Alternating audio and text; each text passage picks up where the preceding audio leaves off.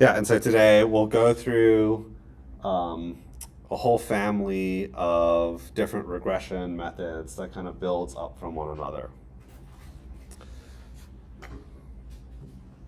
Okay, so we're going to do something like this. So one, we'll do polynomial regression. We'll look at step functions, regression splines,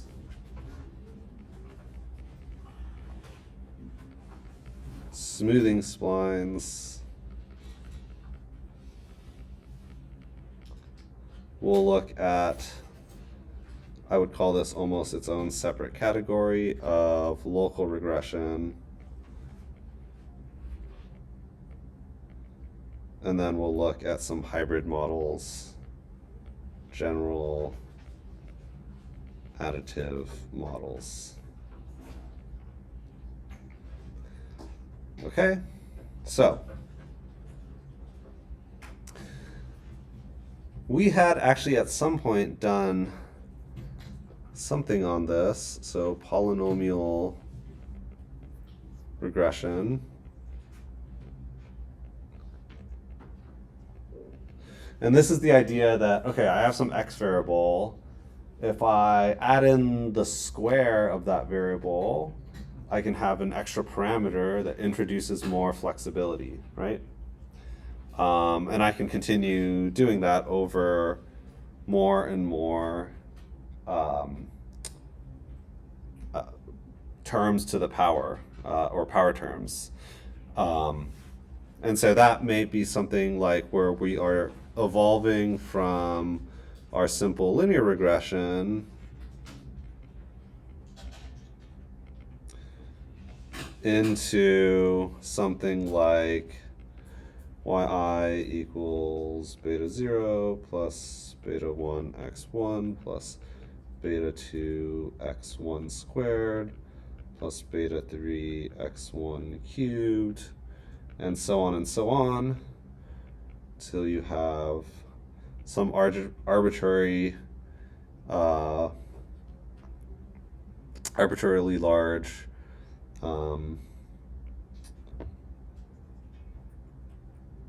power term.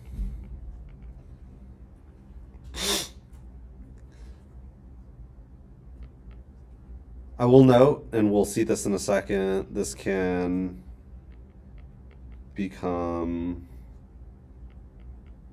overly flexible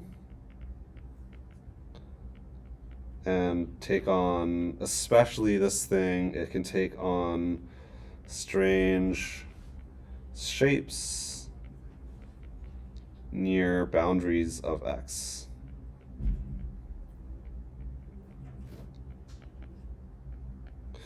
The point being, as you add more and more terms, you get a lot more sort of wiggliness near the edges that aren't calibrated to points because you're kind of on the boundary of your data range, and so you tend to see maybe more aberrant behavior, kind of at the boundaries of where your data range are, and we'll see that in a second.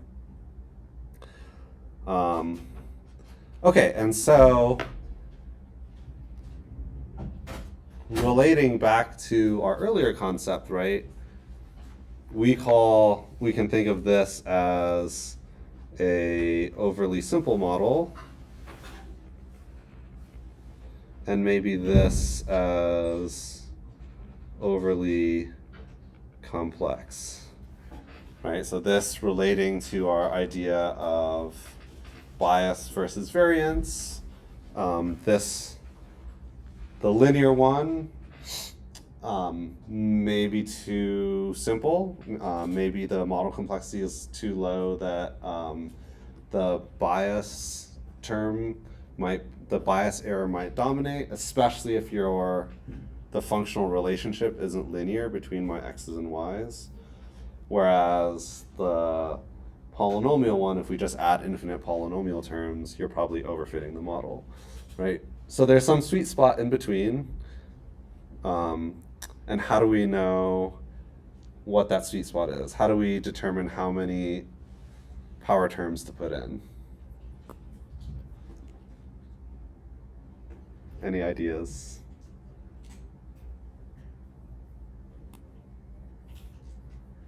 You all know how to do this. Cross-validation, very good. Okay, yeah, so you could put in an arbitrary number and just test out a sample error until you get the lowest one, and that would give you the most effective predictor, probably. Okay, so let's jump on over to R, and let's look at some examples of polynomial.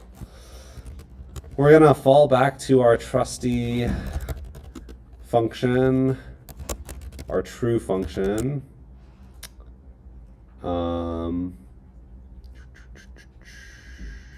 Here we go. Okay, I'm gonna take 1,000 draws of x from 0 to 5. I'm gonna have an error term. This should be very familiar to you guys at this point. And then I'm gonna have a y, but this part is gonna be a little bit different. We are going to create a highly nonlinear function now.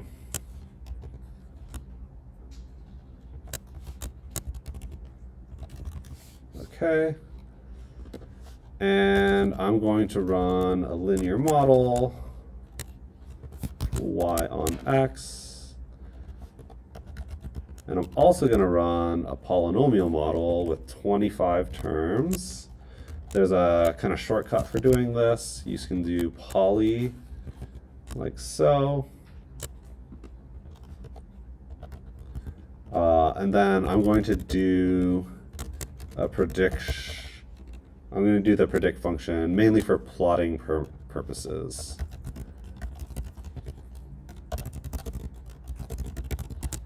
So I'm predicting across some range of x values.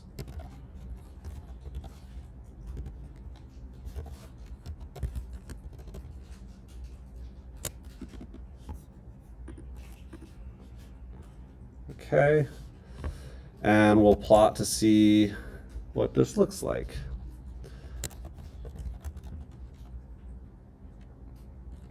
Actually, I'll do it like this first. Okay, so I'm going to run this code.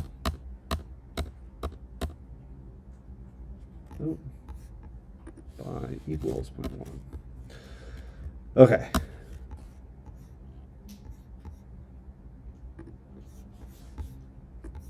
I'll try not to cover too much, but I do want to make this a little bit larger. Okay. So we have a whole bunch of data points. There is some error introduced artificially, but this is some function where you have like a sine times cosine varying as a function of x. Looks like this. So if I were to fit this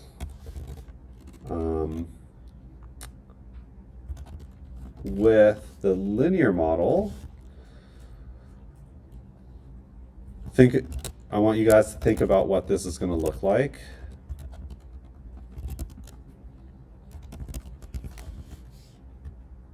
Okay, and I'm going to add in my sort of best fit line. Okay, and so if you were to force a straight line through these points, this is essentially the best that you could do to minimize the sum squared error, right? And so we've got our red line here. Knowing the true function, you know, looks pretty different from this. Oh, I should change the, all right. Make the points a little bit, yeah, less clear.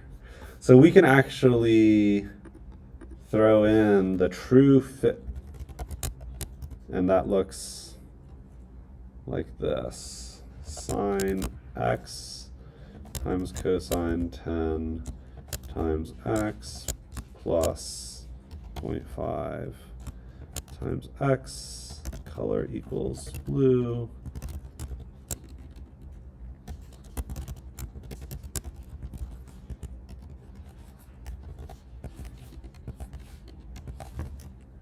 So curve is a function that will let us put describe a relationship between y and x to draw a line. So we do it like this. Oh, hang on. That doesn't look right. Sine of x times, oh, 0.5. Yeah, there we go. The slope is incorrect. So let's try this again. Okay.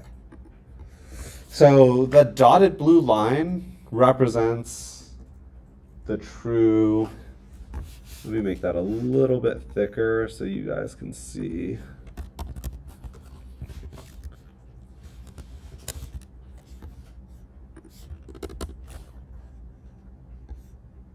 Oh, does that not work? Oh, I already have it in there.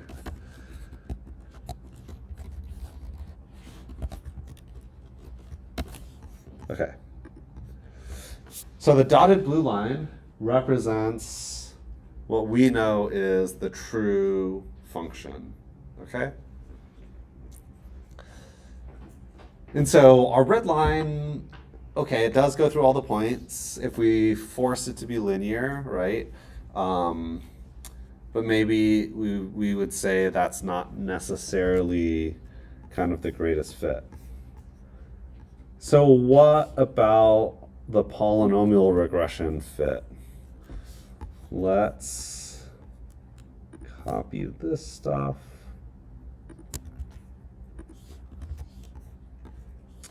And let's put in our polynomial line. I'm going to put in the same x's that I used in my predict.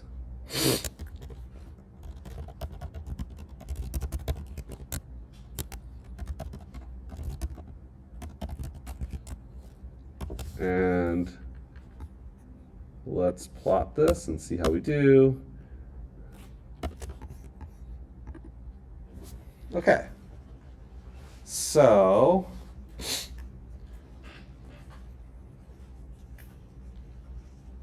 in terms of the fit of our polynomial regression, it is now much closer than our straight line, right, to the true function. We can see that pretty clearly. It's not perfect. There's some stuff going on over here. The peaks don't line up quite as nicely. Maybe I chose 25 power terms. Maybe that's not the optimal number of terms to use. We can use out-of-sample cross-validation to maybe choose a better number. And I'll also note one thing to point to over here on my boundary. As I was mentioning, you tend to have maybe some aberrant behavior, particularly at the edges of your data range. And we can see that happening over here. So this is a very common type of artifact that comes out of polynomial regression. So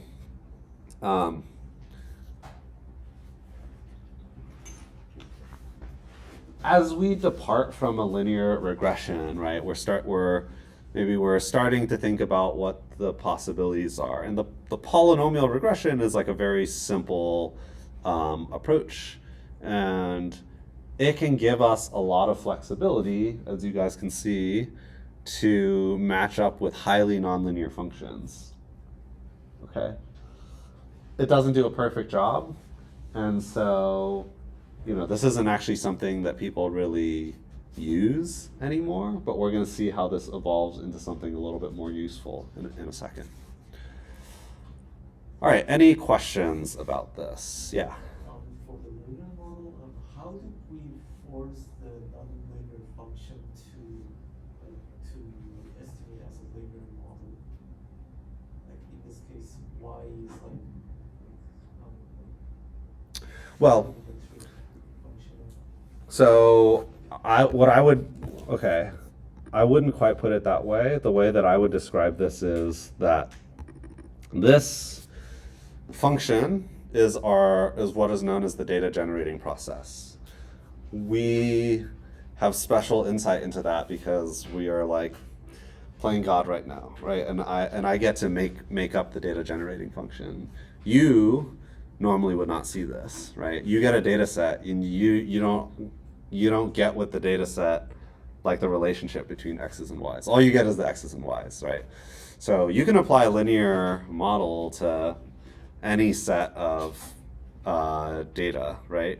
So it is an assumption that we are assuming a linear fit when we run the linear model, even if the data isn't inherently linear, and it's not.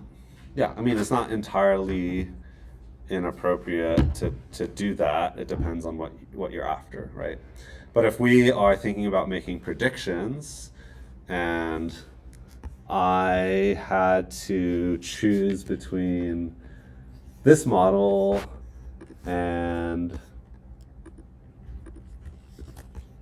if I had to choose between the straight line and the polynomial line, and it was based on predicting outcomes, I would probably choose the red line, right? If you only cared about how the average value of like y changes as x changes, the linear model, I mean, it's still doing its job, right? Does that answer your question? Okay, any other questions? All right. Let's jump back over here. And let's look at an alternative approach that people have thought about. And this is known as piecewise or segmented regression.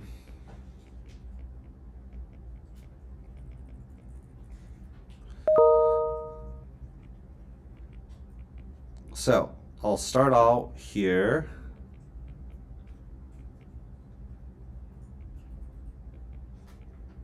Our typical linear regression is our starting point. And the idea is basically, well, what if I just turn this into multiple segments? So yi equals beta 0 plus beta 1 xi plus epsilon I for all xi smaller than our breakpoint, and yi equals beta 2 plus beta 3 xi for all xi larger than your breakpoint.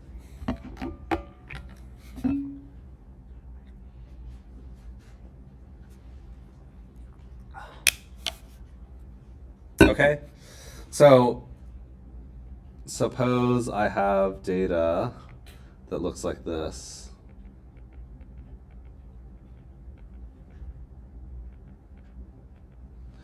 And if I had to fit a linear model through this, maybe it might look something like this. But with a segmented regression, I can be like, well, let me actually set up a breakpoint like over here. And I'm going to have a line. Oop, that was a terrible line. A line like this, calibrated to the 6 points on the left. I hit the breakpoint and I have a new regression. And that's going to look like this. Okay? So this would be an example of a segmented regression with one breakpoint. Okay. Yes. What happens when SOI is equal to breakpoints? You get to. I think there's some rule. You can choose how you do this. I think there's you could do like this, or you could do it like this. Pretty much in cost functional. Yeah, yeah. I mean, I think that would be relatively rare. Yeah, for that to happen. And it's no different than like, so I'm not going to get too detailed into segmented regression because it's not something that people use directly. So I'm kind of hiding behind a couple things right now. There's actually there's two parameters, two sets of parameters to think about. It's not just the number of breakpoints, it's also the location of the breakpoint. And so when you're saying, oh, should a point be included or not, there's some kind of range of places that your breakpoints could take that would not change the actual two regression lines, right, up to a point or past it. So it's kind of arbitrary. It's like this gets more into where you place your breakpoint. And how would you choose the location and number of breakpoints?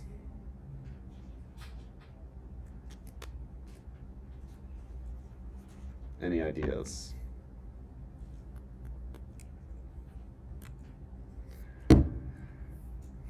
You guys know the answer.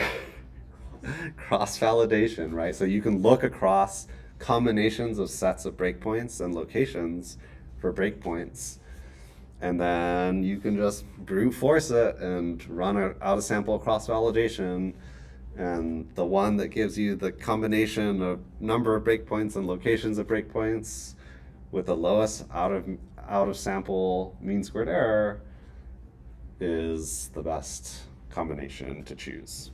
Okay? This question's going to come up a lot today.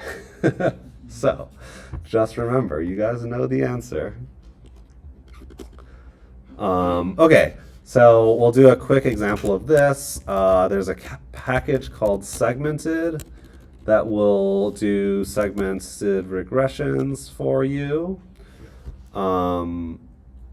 Similar to what I did with the polynomial regression, I'm not going to do a whole cross-validation thing to figure out the best one. I'm just going to throw in a bunch of stuff, a bunch of breakpoints.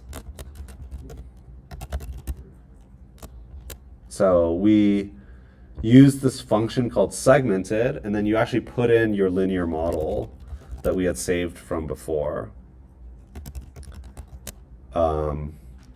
So segment Z is describing which variables you want to break up. Okay, and so for us, this is going to be X, and then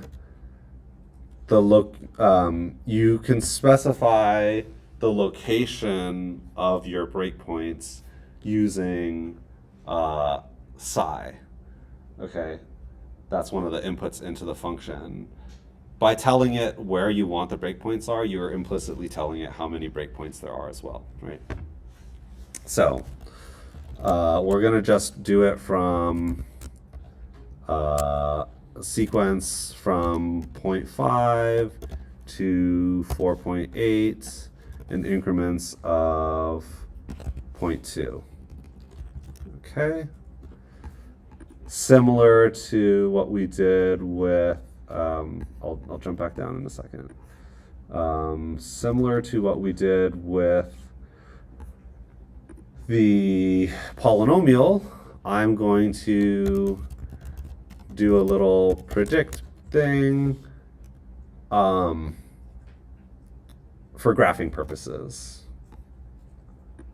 So here I'm going to predict on my piecewise model. can run this regression. Oh, dang it. Didn't do the light. Sorry? Oh, 2 needs an equal. Yes, thank you. So run, no, okay. Segments, you need a tilde here.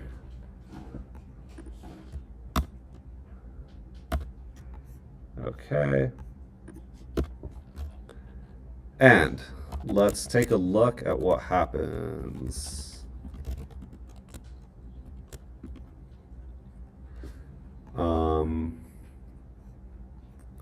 I'm going to copy and paste from here.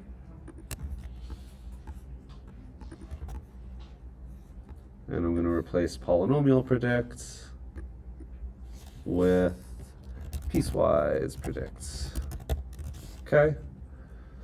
So plot will give me the plot of the points. Curve gives me the true fit. So that's what we're kind of aiming to match. And then the lines is going to give us the fit from our piecewise prediction, where we've essentially broken up the regression so that every step of 0.2 in x is a new line. So let's see what this looks like.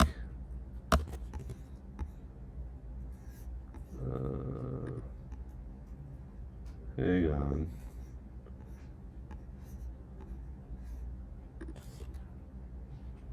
Did that not work?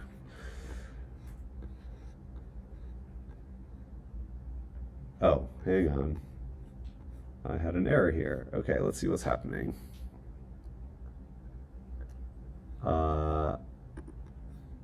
Psi equals list, x equals sequence from 0.5 to 4.8, comma by 0.2. Linear model, seg.z. Okay, this should have worked. Oh.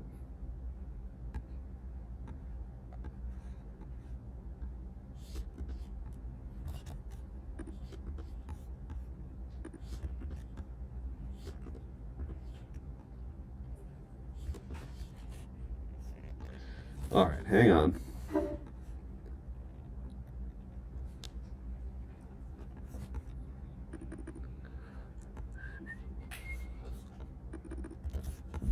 If I do this,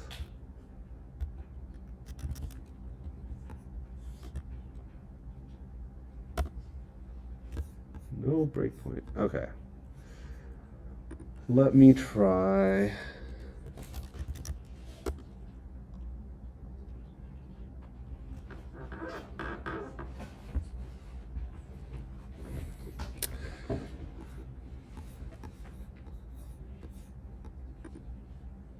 You know, this has worked for like 8 years in the past.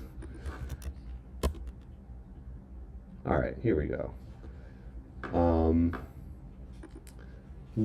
Okay, I mean, I suspect it may have worked actually for some of you guys. I suspect what's happening is just some combination of points, since it's like randomly selected, for whatever reason, the way that I set the breakpoints, it didn't like it.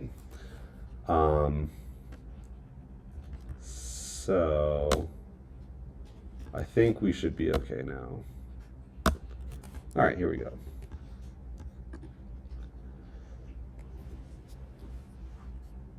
Okay.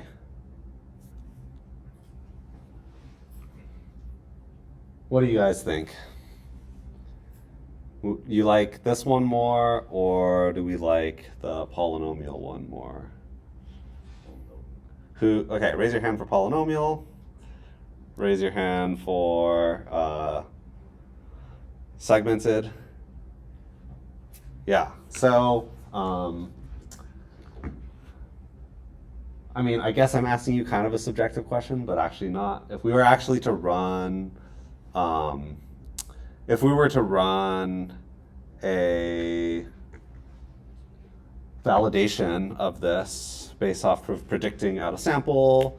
I actually don't know which one would have a lower error. That might be kind of interesting. They both have different sort of drawbacks. I actually would imagine this one would have a lower error, specifically because of the wackiness that happens here. You probably will have inflated error here. When we look at this, right, so I talked about the drawbacks of the other one. This one, I think, matches closer to the points, but unless you have like an enormous number of segments at specific places, it's harder for these segmented regressions to emulate kind of like smooth curves, right? You're always talking about these like kinks every time you have new segments. And you can see that here, right? It's not smooth, especially when it's changing direction very quickly, right? So segmented regressions are generally less able to represent the curvature well unless you're doing like a large number of segments. And then you could be worried about overfitting and so on. Okay? But this is essentially what the segmented regression will do for you. So it's pretty interesting, right? Whereas we think about a straight line and then introducing parameters, those extra parameters give you flexibility to like mess with the shape of your line. And you can do that by adding a bunch of polynomial terms. And then we saw that in the polynomial regression. And here we can do that by adding breakpoints, right? So two different approaches to introduce flexibility to give you nonlinearity. So what do you guys think the next step is? Is there a different way we can introduce flexibility?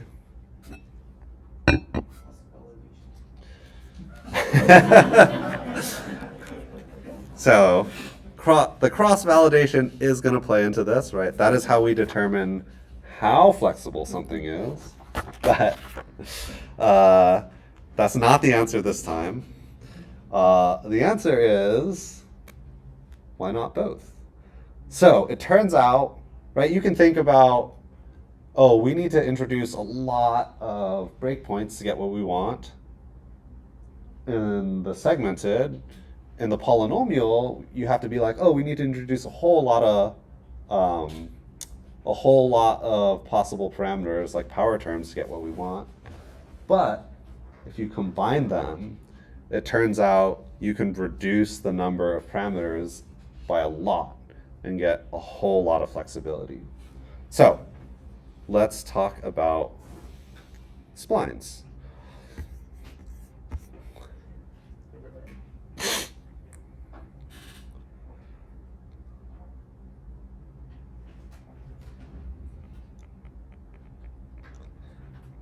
What is a spline? A spline is a piecewise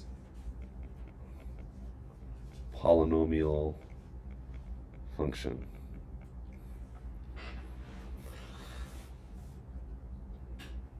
Okay.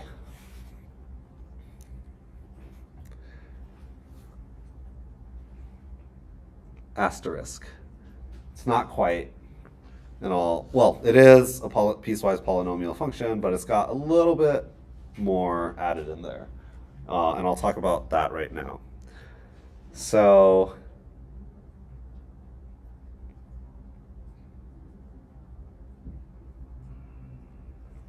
let's do a little example.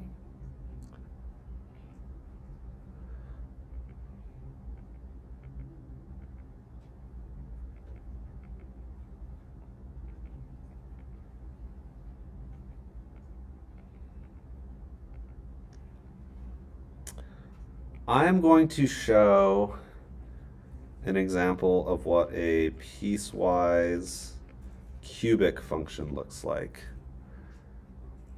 So this is 2 cubic polynomial regression line segments.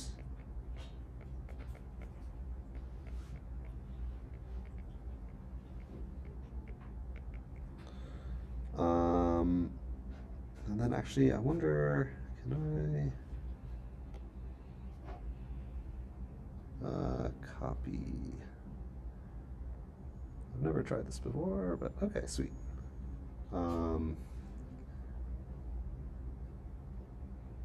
Okay, cool. I'm just saving that for later. Don't worry about the other two for a second. Okay, let's say I decide to throw down a little breakpoint right here. Okay, so this is my breakpoint.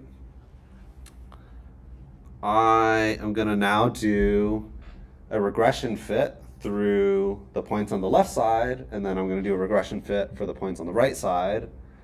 And they're not going to be linear regressions anymore. They're going to be cubic polynomial regressions. So hypothetically, maybe it looks something like this.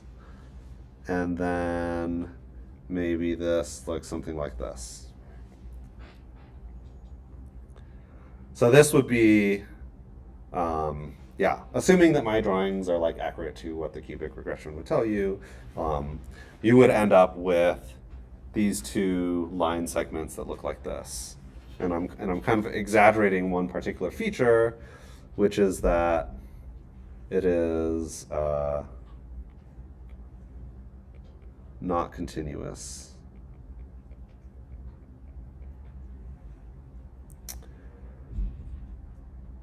So we can actually add a constraint. So plus additional constraint that lines must touch. And so this would be known as a continuous piecewise cubic. So I'll do the same thing. Oh.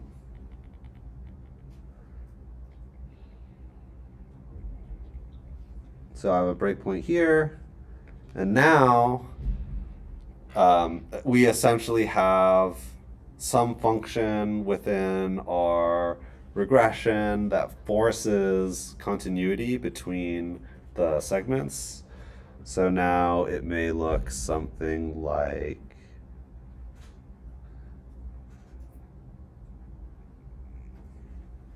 this. And the points will touch, but there could be kind of like a sharp change in curvature, similar to what we were seeing in the example that I gave where the kinks are kind of jagged, right? So we can do one last constraint.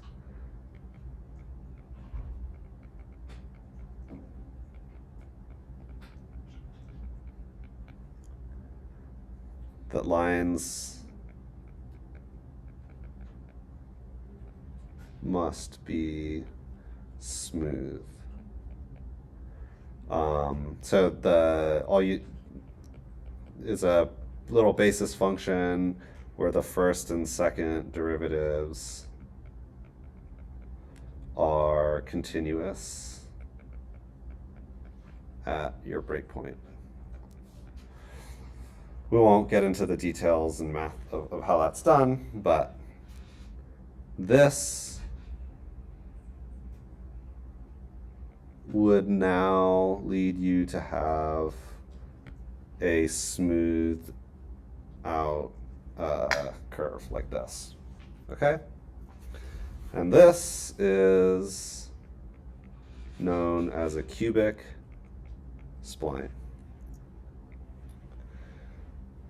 So the splines are this combination of polynomial functions plus segmented regressions with these two added caveats where when the lines meet at a break, or the lines have to meet at a breakpoint and they have to be smoothly continuous at the breakpoint. Okay?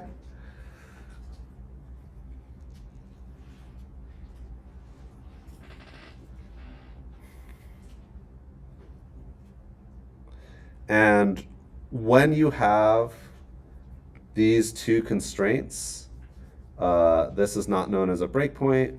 We call this a knot.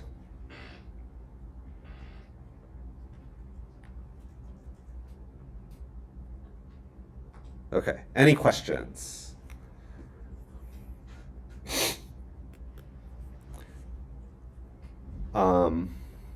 When you introduce all this extra stuff, it changes the equation a little bit. I'll write it down for reference. But we're not going to get into the math of any of this.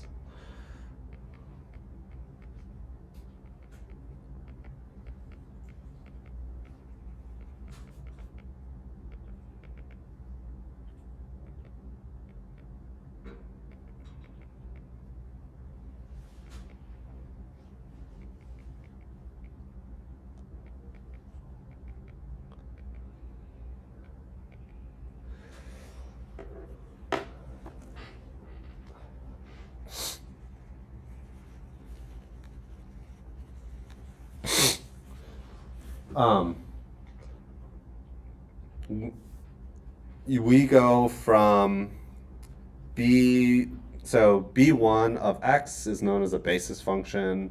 That is the function that describes the regression, the portion of the spline that's in between each knot. Okay, so you can think of that as the B1x as each segment. And you have up to k segments, and then we have a couple of additional basis transformation things. That's why it goes up to k plus 3. Those are ways that we can get the extra constraints about the knots in there. Okay, but don't worry too much about those details. So cubic splines are the most common.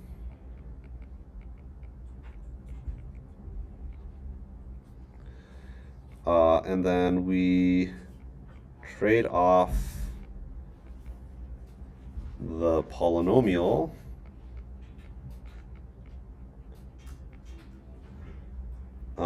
so this is the having lots of xn terms for knots, right? And so if I were to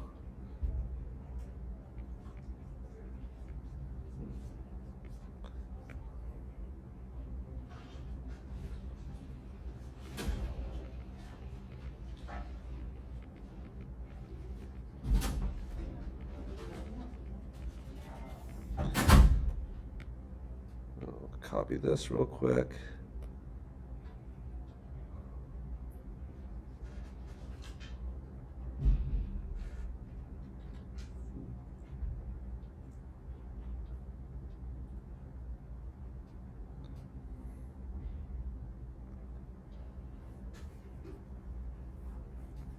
Okay, so if I were to have like no knots, maybe it looks something like this. This is 0 knots. If I were to have, let's say, 1 knot,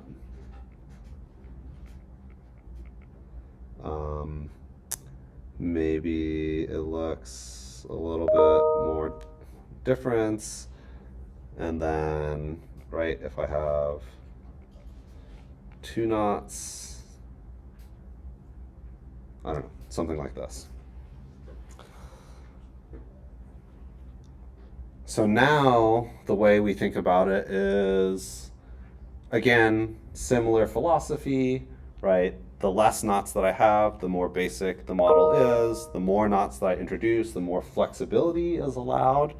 And you can imagine at a certain point, you have so much flexibility, you could do, you know, something like this, right? And so this might be like, you know, k approaching infinity.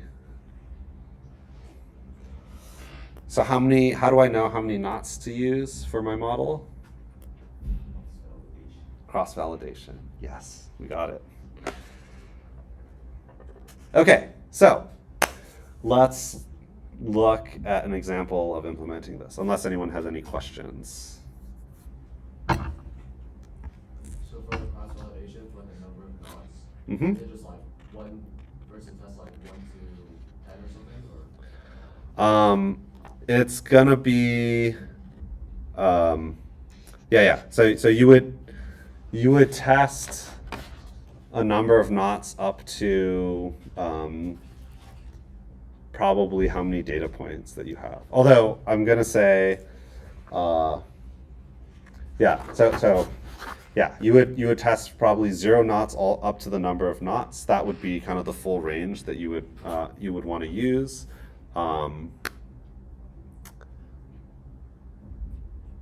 Cubic splines aren't really widely used anymore. There's we're gonna get to, we're like peeling back the onion, and we're gonna get to the one that's probably a little bit more robust, where that particular question is a little bit easier to deal with. Yeah. Also, was it just cubic just for like convention, or? Yeah, so it turns out like you didn't, so you have a bunch of different parameters you can play with, right? So you have knots and you have the number of polynomial terms. And it turns out that once you're at like power of 3, you have enough flexibility afforded to you in the polynomial function that like you can get basically any shape. And so people didn't really see the need to go past power of 3. You'll see how flexible it is in just a second. Okay, any other questions?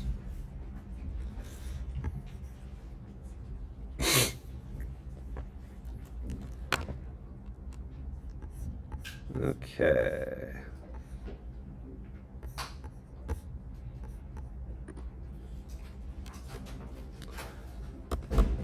So here we're going to use a library called splines.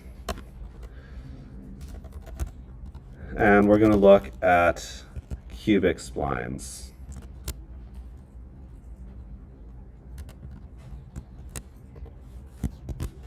So here we just apply our linear model, and then inside here where we normally put y regress on x, we're going to do y regressed on bs of x, where bs is the basis function. And here you have to specify your knots. And what I'm going to do here is I'm going to sequence kind of how we were doing it before by 1.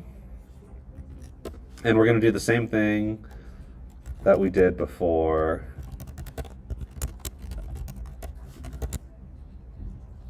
Where we do our predict. And I'm going to grab all this, and I'm going to replace piecewise model with cubic spline 1.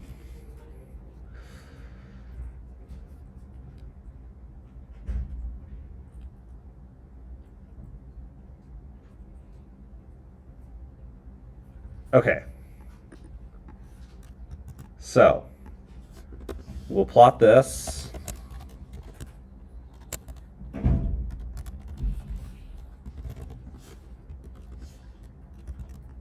And I'm going to use this guy.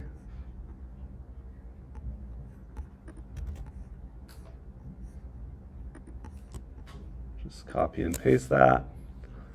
And we'll use our cubic predict 1 here.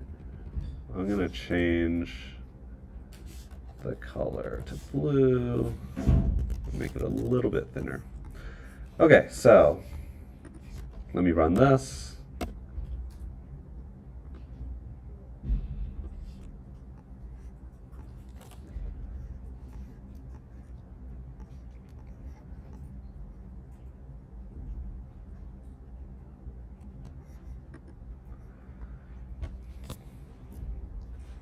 Okay. So this is our prediction from the spline where we allowed it to have 5 knots. It goes here, here, here, here. And unfortunately, the change of the points is too kind of large for the cubic function to accurately describe, so it ends up kind of flattening out. And in a cubic spline, instead of increasing the power, right, it will increase the number of knots. So what I'm going to do here is we're going to add our complexity by increasing the number of knots. So I'm just going to copy and paste what I had before. And I'm just going to change it up. We're going to call it cubic spline 2. And here, I'm going to try putting a knot instead of every 1. It's going to be every 0.5. And I'm going to copy and paste this guy as well. And let's do this one in red. And this will be cubic predict 2. So we'll try this again. And okay, we're getting somewhere kind of on the edges. Let's keep going.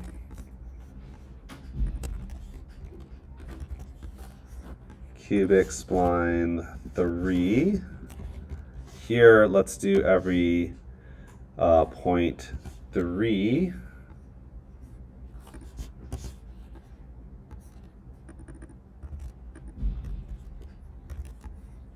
And we'll do this one in, let's say, orange.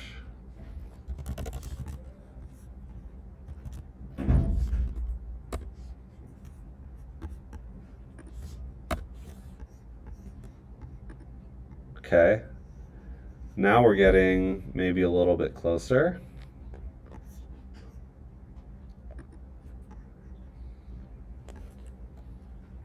And finally, let's try one more.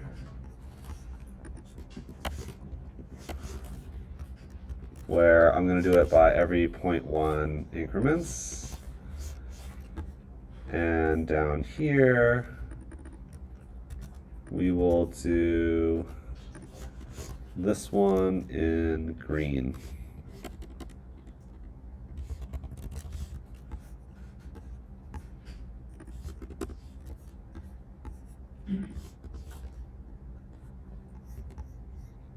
Okay, and there's our green line. And actually, let's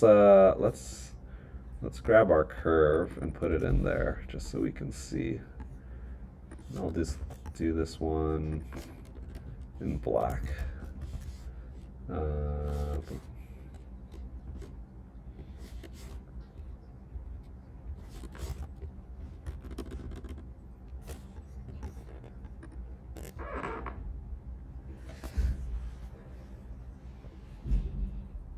Okay.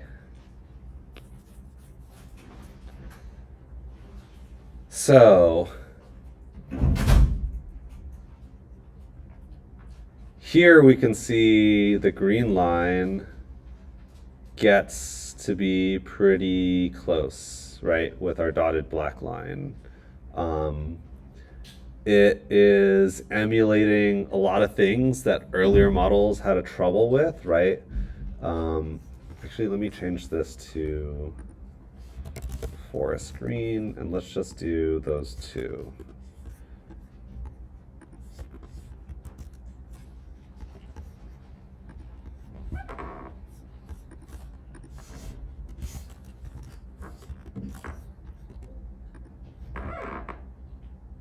All right. Yeah, so hopefully you guys can see this. It lines up very nicely. It's got very smooth curvature in the kinks. It is capturing little nuances like over here. And then there is still an issue here. I don't know if you guys can see this, but the green line kind of starts up, goes down, comes back up, goes down like that. And so you still do get, because it's still using, it still has some of the drawbacks of our sort of power function, the polynomial regression, kind of on the edges. Okay? But generally, I think it does a fairly good job.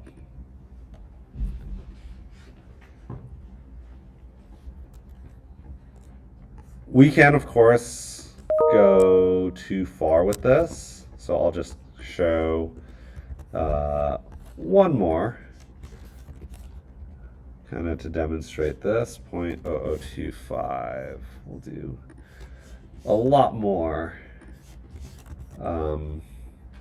predictions here. And I'll just copy and paste this.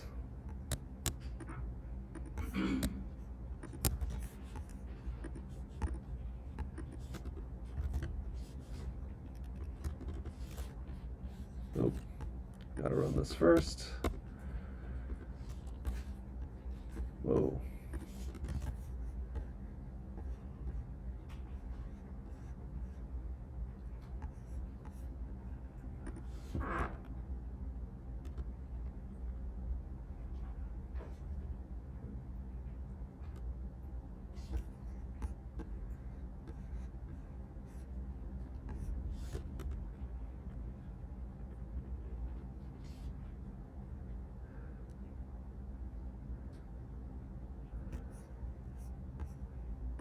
Okay.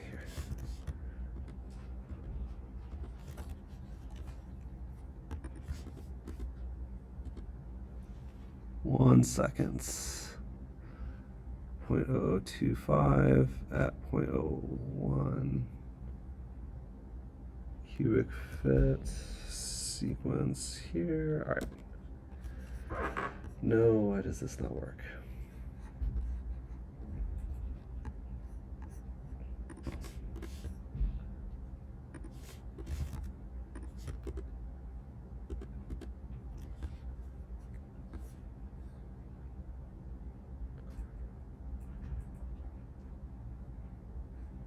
Sorry, 1 second.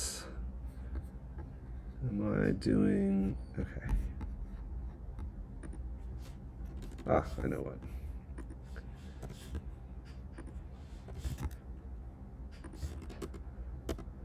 I was including the standard errors before. Okay. So this is what happens if you overfit. This is not quite what I was expecting. Hold on. Did I have an extra 0 in there? Maybe. No, that should be right. Maybe I'll do something like this. 0.0025.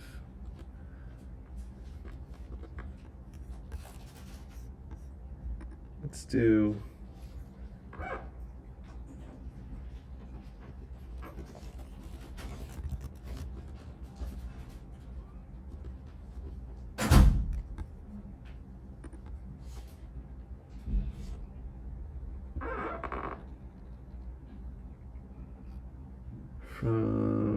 okay, I see. I think I had, okay.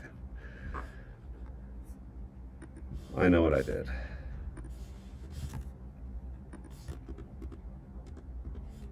There we go. This is the one I was expecting. Okay, so here we are adding too many knots, and what ends up happening is you get this kind of jaggedness as the model attempts to calibrate to too many points locally. And so you have a very sort of classic example of overfitting. What I was actually showing before, we saw those blue lines, that's actually real, right? That's where you have so much flexibility that the line starts going kind of up and down vertically. And that's like way overfitting. This is more moderate overfitting. But yes, so there's at some point where we are introducing too many knots, right? And then you get overfitting of this kind. This is where we start to shoot back up in our error term, because of the variance portion of the error. And so we want to get that sweet spot, which we do by cross-validation. Okay.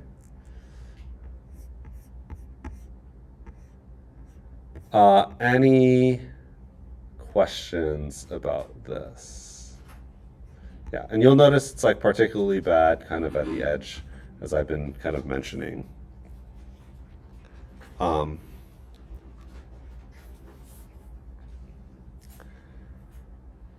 There is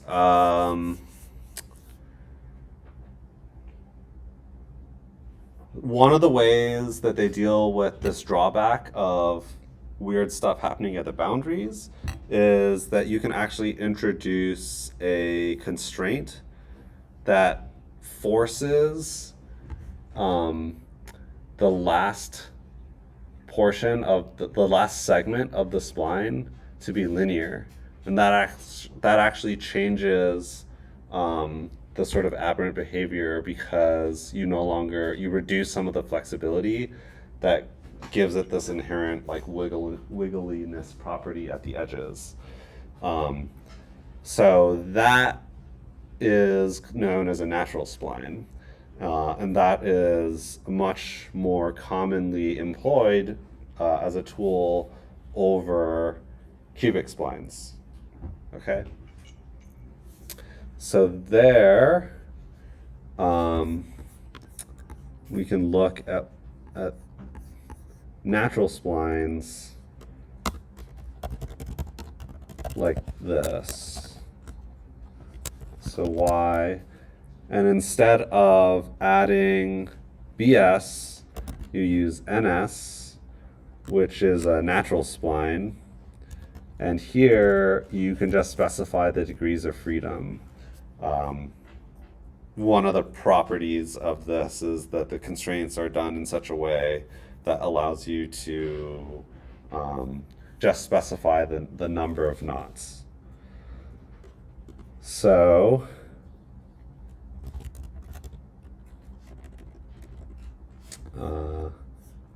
yeah, we'll just type this out. All right, natural predict 1. We'll do the exact same thing as before.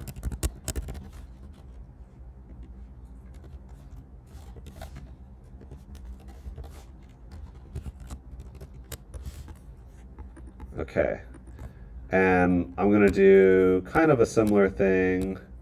We'll look at a couple different degrees of freedom. So we'll do 2. Here we'll do 15 degrees of freedom. And here we'll do 30 degrees of freedom. So these will progressively increase in model complexity, provide more flexibility to the model. So you can probably guess what's going to happen, right? So plot XY, color equals gray, and let's add in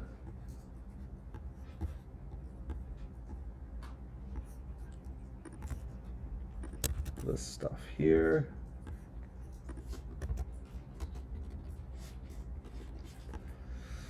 Okay, I'm going to add in my natural splines.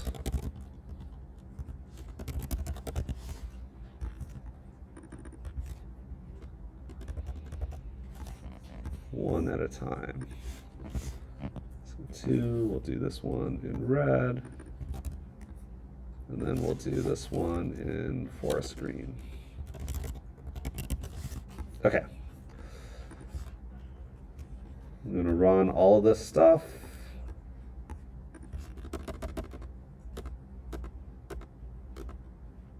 Actually, we'll do one at a time. There's our fit line, or sorry, that's our actual line. This is our natural spline with 10 degrees of freedom. We crank up the flexibility to 15, and that will be in red here.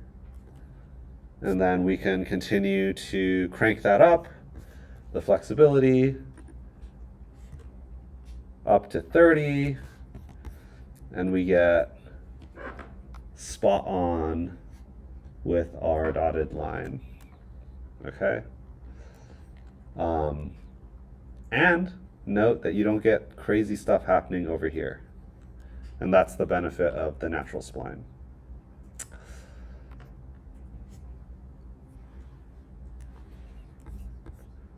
We can, of course, go crazy again. Let's do 300 degrees of freedom. Right, and I can add in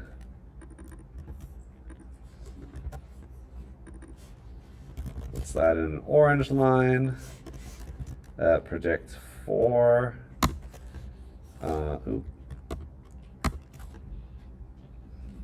Oh, I didn't do the prediction. One sec.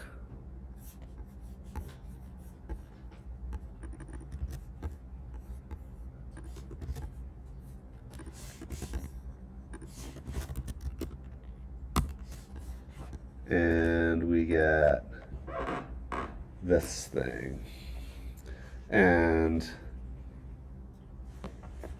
can you guys see this? Yeah, okay. The line is very squiggly, it's jumping up and down. So too much flexibility into the model, right?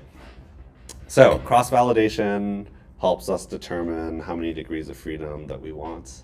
And you'll likely end up with, yeah, something like this green line that gives us like a pretty nice overlap over our dotted black line.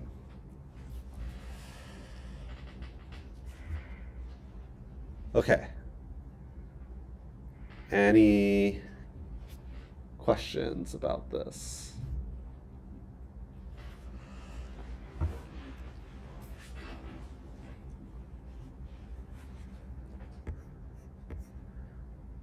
All right. So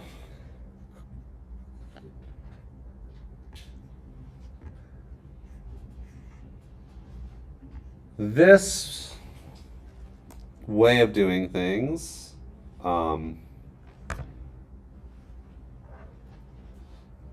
is maybe very slightly outdated.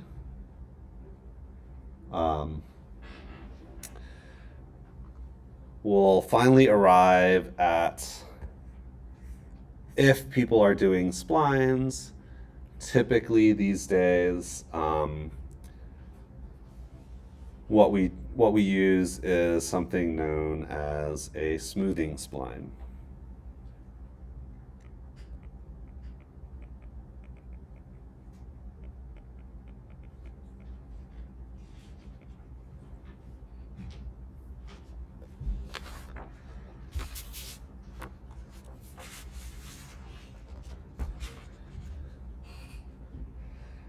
Now,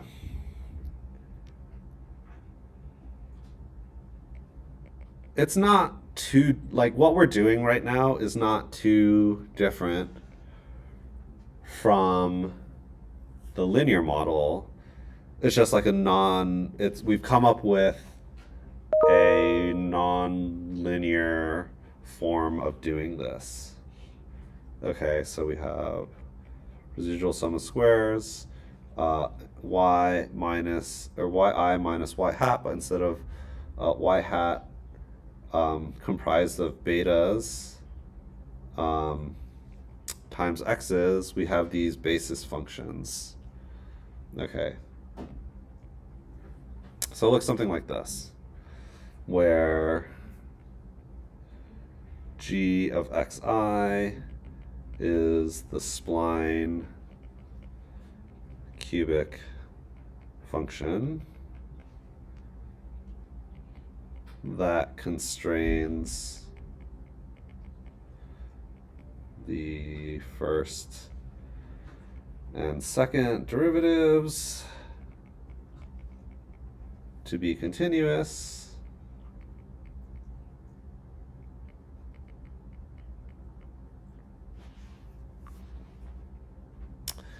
So what I want to pose to you guys is think about what it would mean.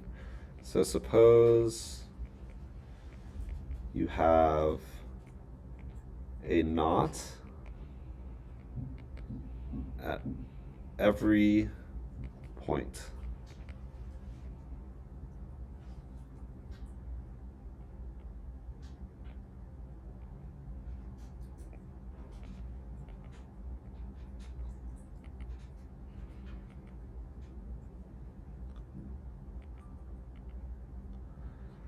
Okay, so I'm going to put in a knot right here. I'm going to put in a knot over here and over here, here, here, here, and here. You have introduced more than enough flexibility. Oh, it's hard to do in one go. Okay. Yeah, so you've introduced enough flexibility. So enough flexibility to perfectly minimize, but you risk overfitting.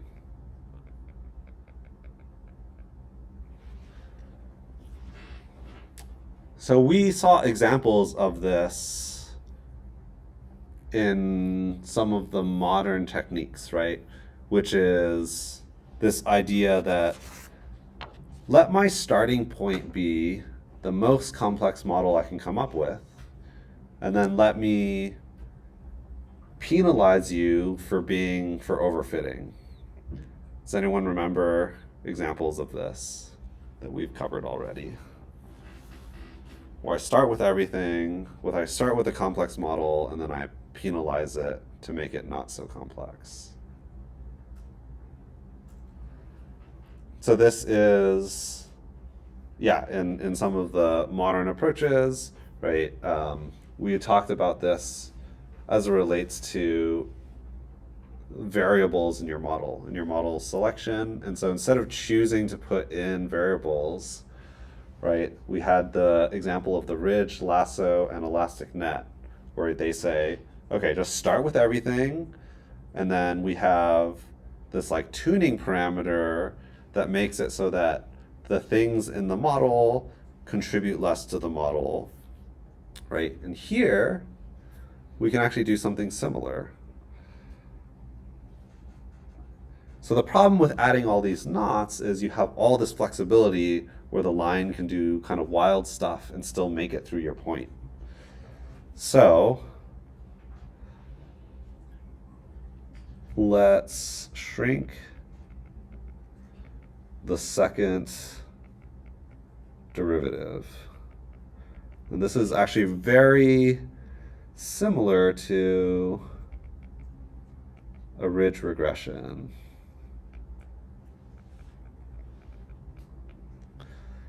So let's let it have as many knots as there are points, but we do this.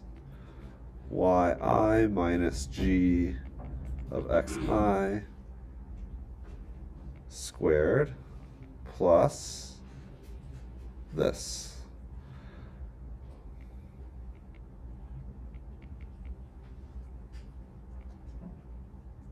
Oh, that's not right.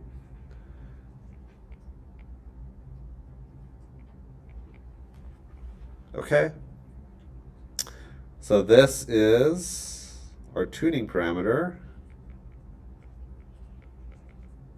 And this is our penalty function.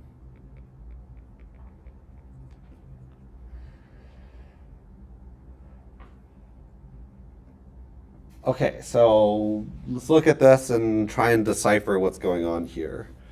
So this term says get your error as small as possible. So I really want your line to go through the point, but this penalty function, if you look at this, if you are trying to decrease the second derivative, what is this? What is the second derivative? If I have some kind of, okay, if I have some kind of curve, what is the first derivative of that curve at any point? Yeah, it's like the slope essentially. What would the second derivative be? It'd be the change, the rate of change of the slope, right? So if you force the second derivative to be small, that means the slope can't change a lot, right? So essentially what this is doing, so forces change in slope to be small. This increases smoothness.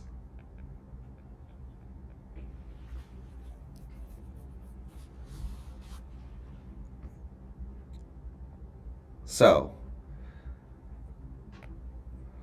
like a ridge regression,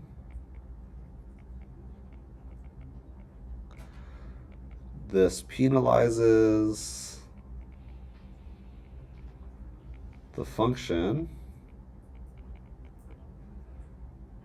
by encouraging smoothness.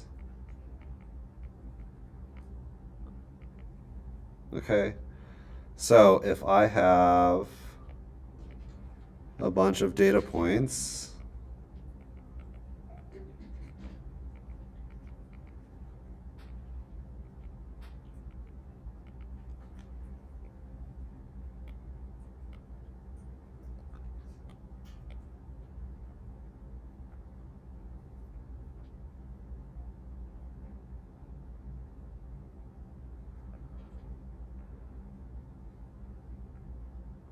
okay, if I have a low tuning parameter, that means I'm allowing you to be to have more flexibility, then maybe I would do something like this. But if I have a high value for my lambda, then maybe the slope of the line can't change fast enough to be able to go through all the points, right? Does this make sense? Any questions? How do I choose my tuning parameter value? Cross-validation, yes. So same thing with like the ridge regression. I can choose a tuning parameter to calibrate based off of how well I predict out a sample, okay? So same thematic thing here, right?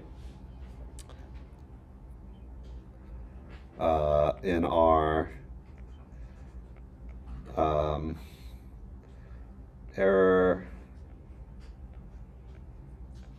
total error, bias, variance, the high lambda, as lambda goes up, that is pushing you this way. And as lambda goes down, that's pushing you this way. Okay? Make sense? So, going back to your question about, with splines, right? We have parameters about the degree to which the polynomial term should be exponentiated to, and then the number of knots and location of the knots. Here, we don't have to deal with any of that. The polynomial term thing, everyone kind of just agrees 3 is the right one. We don't need more than 3. There's actually, some math that people have shown that actually, 3 gives enough curvature that you can get any functional fit just through the number of knots. But here, we only have one parameter to deal with, right? So we've chosen polynomial term 3. We know how many knots there are. It's just the number of points. And now all you need to do is calibrate to your tuning parameter. So one parameter to deal with compared to the other ones. So if folks are doing spline stuff, which in itself is maybe not as common now that we have like machine learning models that, getting into neural networks. We'll talk about why we pushed to there instead of doing this kind of stuff more. We'll talk about that later. But with splines, like smoothing spline is like as easy as it gets to do some of this stuff. Okay? So, it's a lot easier in the code too. Let's look at how to implement this.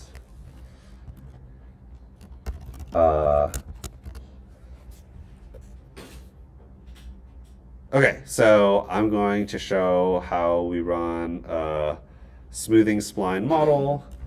You just do smooth.spline.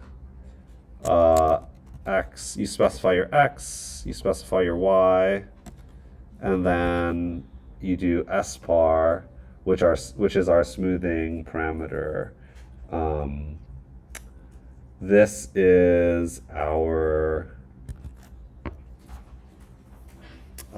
This is essentially our lambda. This is the penalty term. So the larger it is, the more you're penalizing the second derivative, the ability of the curve to change. So let's just do the same thing we did before, and we'll give it more and more flexibility.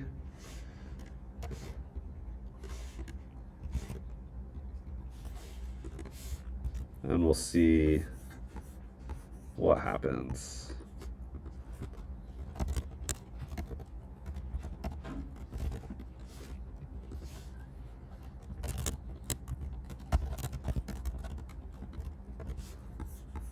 Okay, I'm just gonna copy and paste this from my side over here.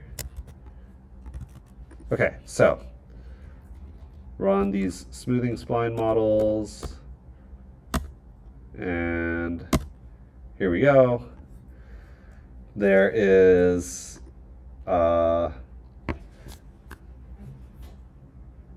large value for the tuning parameter, prevents the line from changing slope, and so you end up getting something like a straight line or close to a straight line. We give it a little more flexibility, and we start to see the curvature here. It's not enough flexibility for the curve to be able to make it to the points. Essentially, the penalty is overriding its desire to decrease the error. Here's green. Okay, let me do this. This green is hard to see. There is our green, right? And that one's gonna do pretty well. And if I overlaid the true curve, it would probably look very much similar to this. We'll continue to add flexibility. And here, Still very close, but you can see some weird stuff starting to happen. There's some weird kinks in the orange one. We'll go even more, and you're getting overfitting happening. Okay? So that's the dial that you work with, that tuning parameter, which we select via cross-validation to give us the best line.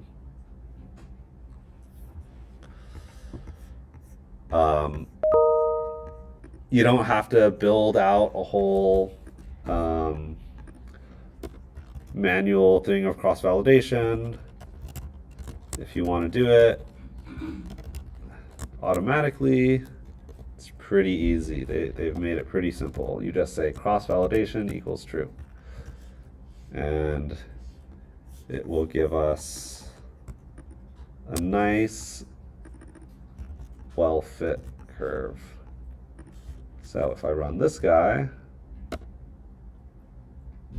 we'll do the same format as before.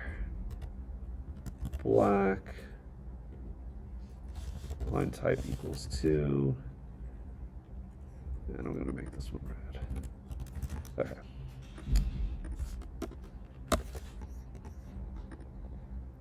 Boom. Okay, and there is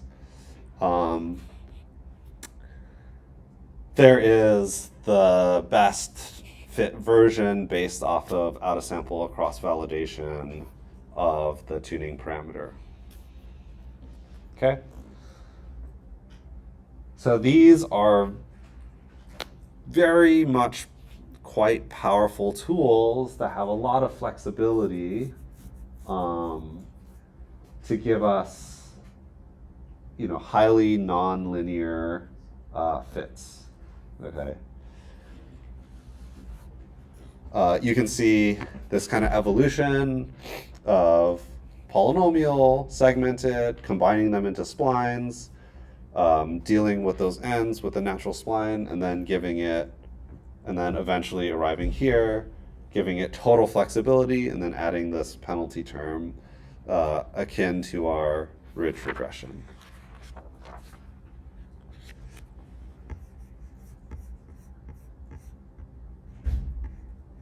Okay, any questions?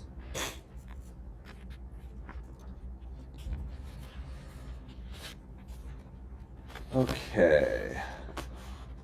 I think we have time.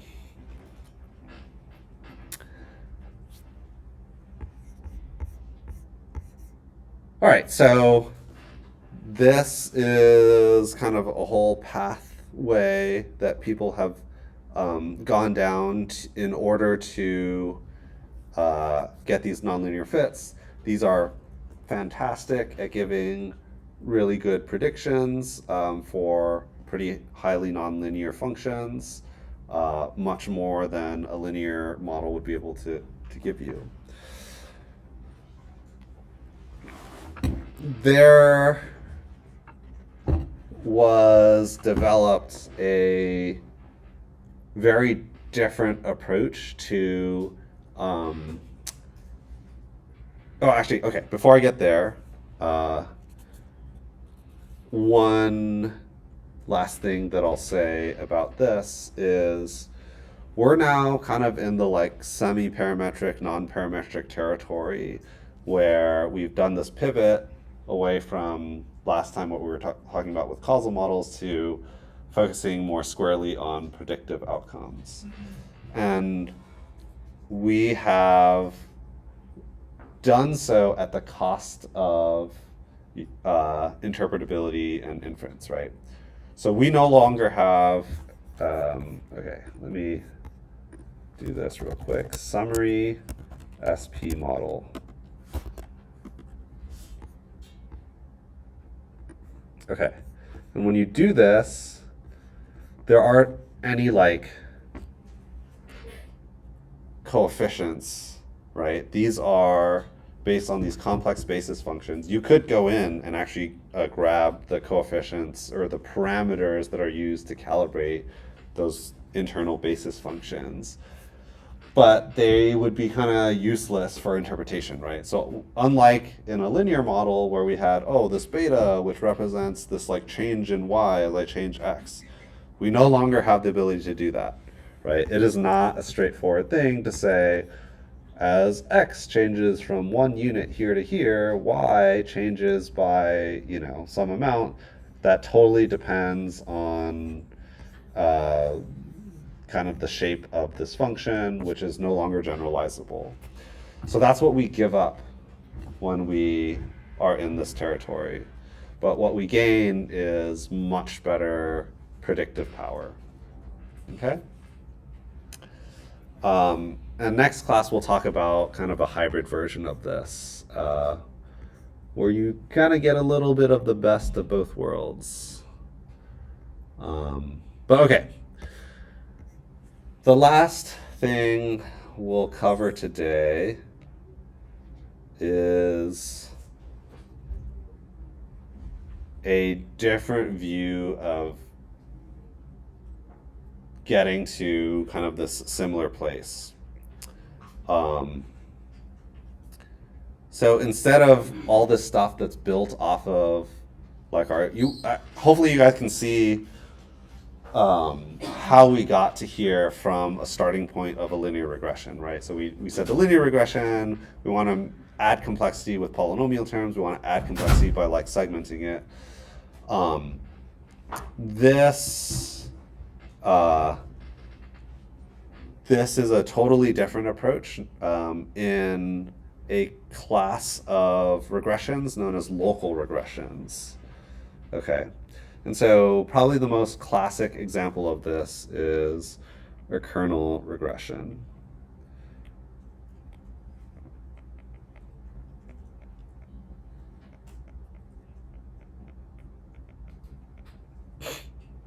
So, what is a kernel regression? I'm going to write down the equation for posterity.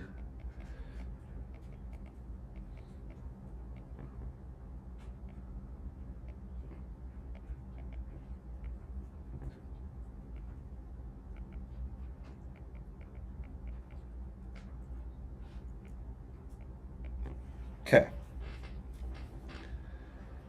What the heck's going on here? So,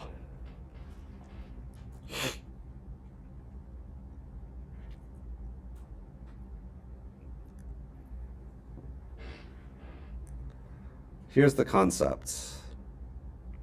Let's do something like this. It's our x, here's our y.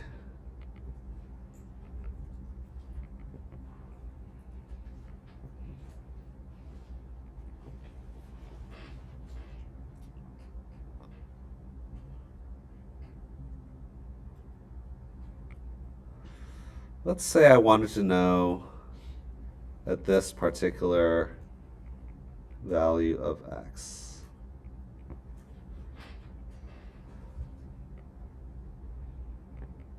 At this x, what is y? How might we do this?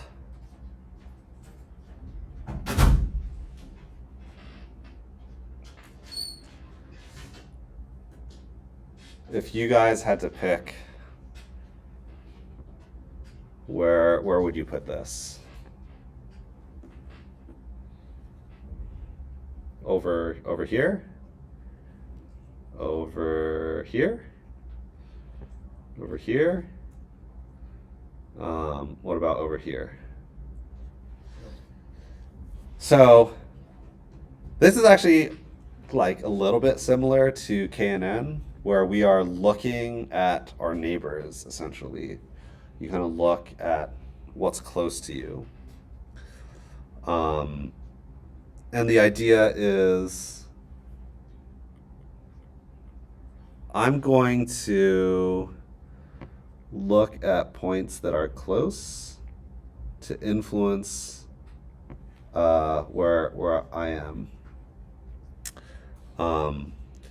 And so a kernel is based on weights. If we If we want to weigh points a little bit more heavily if they're close, it might look something like this.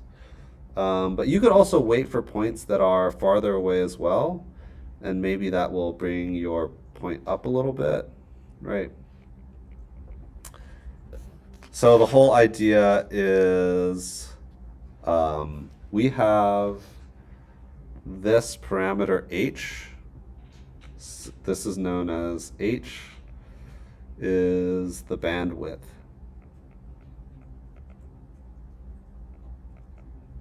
And the larger it is,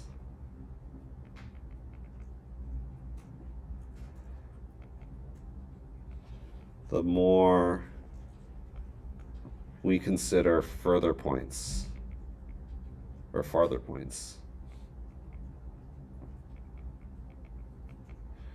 And then the smaller it is,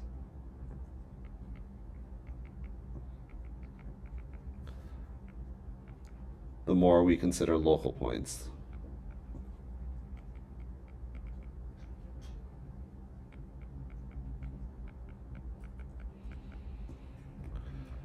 So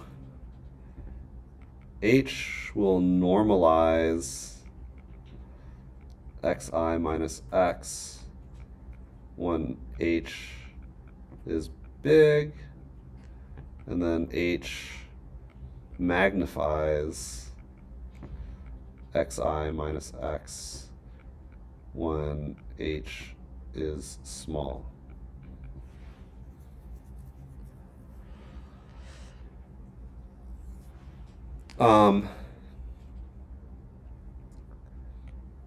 We also have something going on over here.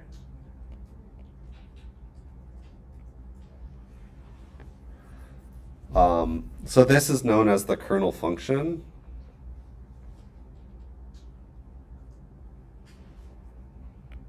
So examples of k of x. Some of the common kernel functions that you can use. There is the box kernel. This is k of x is equal to 1/2 if absolute value of x is less than or equal to 1 or 0 otherwise. The Gaussian kernel. This is k of x is equal to 1/2 pi root exp negative x squared over 2. And then the last one, Panichkov kernel.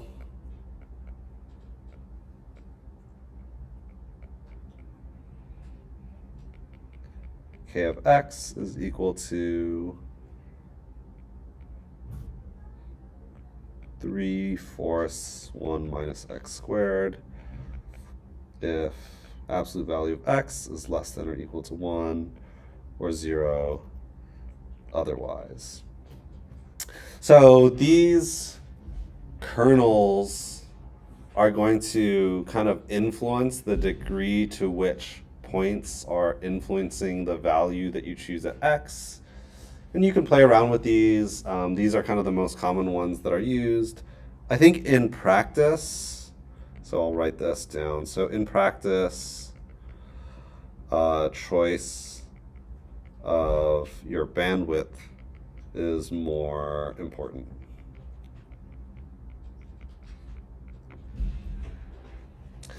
Right, and so bandwidth being the range or the weights that we place on points closer and farther away. What do you guys think is the way that we choose the correct bandwidth for a kernel regression? Cross-validation, yay. You guys are getting it. Okay, so let me close out quickly with kernel models. Okay, since we're like kind of running out of time, I'm going to copy and paste all of this, and I'll talk through the code, and you guys maybe don't need to follow along. We'll make this available. So we use a library called NP, stands for non-parametric. For this, I have to order my x's. You can imagine why that's important, right? Because you're doing these bandwidths where you're looking at the range of x, and so it wants everything to be in order. So I'll change it like so. We run our regression function instead of lm. Now we're using npreg. And this is running a kernel model. I believe the default kernel function is the Apanishkov kernel, but we can, yeah, you guys can double check that. Okay, so pretty simple. I regress y on x, and here all I'm doing is specifying the bandwidth. Okay, so if I have a small h, is that making the model more complex or less complex? More complex. Yeah, exactly. So we're gonna look at this particular bandwidth. I'm going to make it smaller and smaller, and then I'm going to make it bigger and bigger. This is kind of our baseline. So let's take a look here. Yeah, so again, nothing really to be said about any parameters. This is essentially a like a semi-parametric, non-parametric type of model.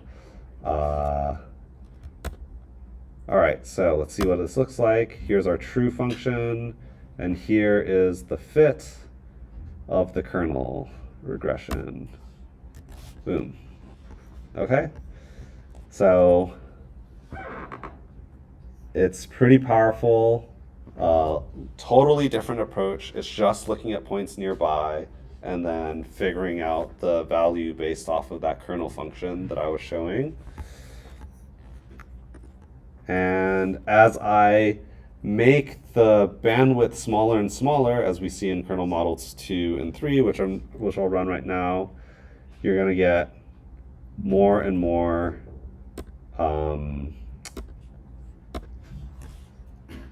flexibility. And here you can already see lots of like squiggly lines. And we'll do this one more time. Go even crazier, right? And now you can see way overfitting. We'll go the other direction. What happens if I give it less to work with? It'll normalize because it's looking and weighing points that are farther away to be as important. And the curve ends up starting to smooth out and decrease in flexibility. So it looks like this. Then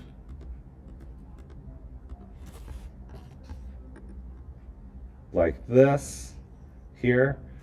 You can imagine if I'm trying to predict a point here and I'm doing a kernel where I'm saying the values like out in this like bandwidth here, all of these points are like worth the same, you're not going to get very much ability to flexibly move around, right? So things get normalized out as the bandwidth increases more and more until,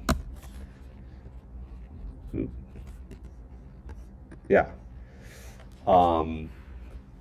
If your bandwidth covers the full range of points, you will converge to simply the average value of all of the points in your data.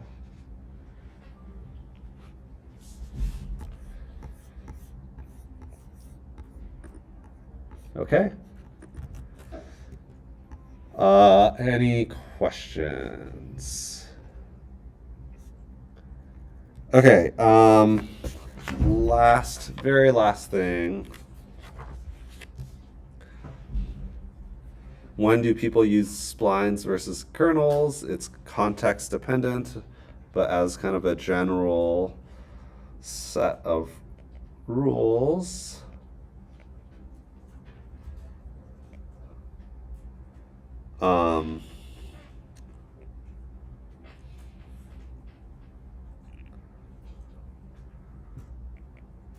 splines computationally is better, or computational complexity is better. Some people will consider these to be a little bit simpler, and then there's better clarity in controlling the curve directly. With the kernel regression, much easier to program. It's one simple rule that gets followed, easier to analyze mathematically.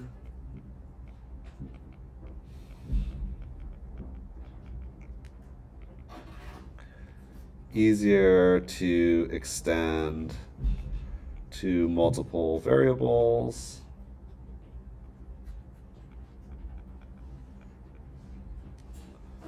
And then combinations of continuous versus discrete is easier. Okay?